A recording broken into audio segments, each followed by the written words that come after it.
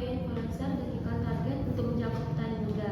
Investment naik 20% dari uji coba bulan lalu. Investment itu tuh bukan penjualan, saya ini butuh angka yang pasti, bukan hanya sekedar like saja. Dan tampilkan data konversi aktual dari uji coba kemarin. Kalau tidak ada sama keputusan anggaran, saya akan putus hanya spekulatif. Baik, data konversi uji coba kemarin akan saya tampilkan segera. Tapi awas dulu yang paling penting. Tanpa itu konversi nol. Kami butuh exposure besar sebelum hari H. Salah, exposure kalau itu nggak ada akan berarti pemborosan. Kan tahu prinsip saya, kalau nggak untuk 2 kali lipat itu buang waktu. Terus ada data ROI-nya. Belum final, Bu. Kalau belum final, kenapa kita tambah anggaran? Kan semua pengadaan anggaran harus disertai perhitungan ROI minimal itu proyeksi. Tanpa itu, langsung saya tolak ya. Kalau tanpa tambahan itu, kita bisa kehilangan momentum TikTok minggu ini. Kompetitor sudah mulai kampanye dengan pesan yang mirip. Tapi berapa kampanye besar kalau stok belum siap? Jangan jual jadi kosong dong. Kalau tanpa kampanye, stok kalian nggak akan pernah keluar dari gudang. Cukup udah kan berdua. Kita harus tetap sinkron. Oke, kampanyenya jalan, tapi bertahap sesuai jadwal produksi. Setiap batas keluar langsung iklan turun. Nggak ada cerita barang kosong. Dan untuk biaya tambahan digital, saya potong 20%. Kalau performa minggu kemarin bagus, baru saya setuju.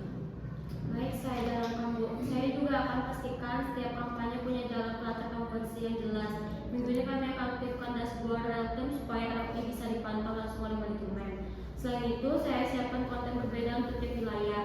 Wilayah dengan koneksi internet lemah akan pakai format ringan agar jangkauan tetap tinggi tanpa biaya tambahan. Oke, pastiin pesan tetap konsisten di semua kanal.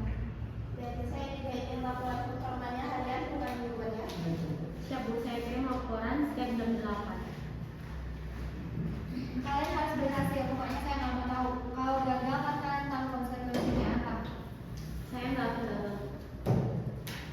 Sekarang produksi, saya dengar masih ada masalah mesin. Benar Bu, 2 mesin baru belum sampai, kami pakai manual, tapi kapasitas berkurang 30%.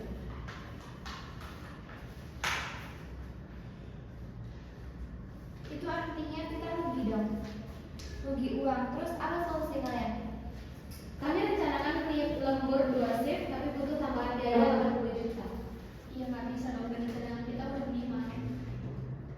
Kalau tanpa lembur, peluncuran gagal, kalian mau produk bagus, tapi tanpa biaya. Kalau kalian mau lembur, buktikan itu hasilnya. Kami akan bayar lembur berbasis hasil. Dari semua lembur tanpa peningkatan produktivitas, secara langsung akan saya hentikan. Kalau lembur manual, kualitas harus diawasi. Kami siap kirim 2 orang R&D ke pabrik tiap shift. Stop. Oke. Saya setuju sama Nia. Ini bukan soal nyaman, ini soal reputasi. Apalagi di bawah nama saya nggak mau reputasi saya buruk. Dan laporan maksimal saya terima pukul 10 tiap malam maksimum ya.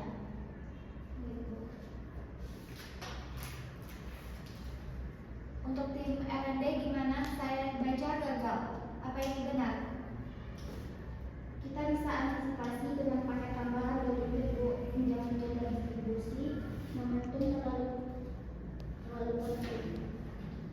Kamu yakin semua petani bisa ikuti panduan dispensasinya? Kalau kemasan jelas dan video panduan kami buatkan, ya bisa. Ya udah gini aja, kita ambil jalan tengahnya. Distribusi tetap jalan, tapi 20% aja volumenya. Terus disertai pelatihan lapangan dari tim R&D. Kalau misal gagal 1 titik aja, seluruh proyek akan saya batalkan. Baik Bu. Untuk keuangan, beli saya akan terbaru. Saya ingin perbandingan dengan proyeksi awal. Total pengeluaran kita itu 1,3 miliar. Terus margin turun jadi 23%. Turun 23%. Saya nggak bisa terima. Kalau potong promosi, penjualan bakalan jatuh. Ya kalau potong lembur, pengira mencelakkan. Kami nggak bicara soal memotong secara brutal, Bu. Yang saya maksud adalah realokasi. Ada beberapa pos biaya dan prioritas seperti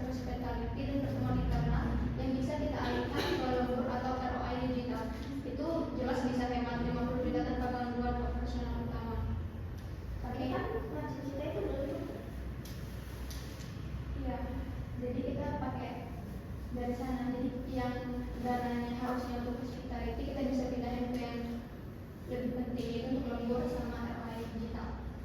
Oke, itu cukup realistis jadi saya terima. Kami juga bisa percepat sistem pembayaran supplier dengan skema diskon 2% untuk pembayaran cepat. Itu juga bisa menghemat biaya bahan baku sekitar 30 juta. Jadi kalau digabung dengan efisiensi promosi, margin bisa naik 1,5%. Oke, masuk akal tambahin tadinya 5% ya. Kalau begitu margin kita kembali ke 27%, hampir sesuai target kita. Tapi saya sarankan kita buat laporan mingguan agar setiap divisi tahu posisi keuangan secara real time. Dengan begitu keputusan bisa lebih cepat dan transparan. Bagaimana kalau paket umum dijual terpisah sebagai paket premium? Tambah pendapatan tanpa ubah biaya produksi utama. Oke, saya terima. Bicarakan saja model itu dan jalan kerja. Baik, Bu. Oke, berarti sebelum H-3 kita launching, saya mau tahu semua sudah harus siap. Siap dan siap kan harus siap, kalau makan keluar aja. Ya, saya nggak mau tahu alasan apapun. Siapapun yang gagal sampai target,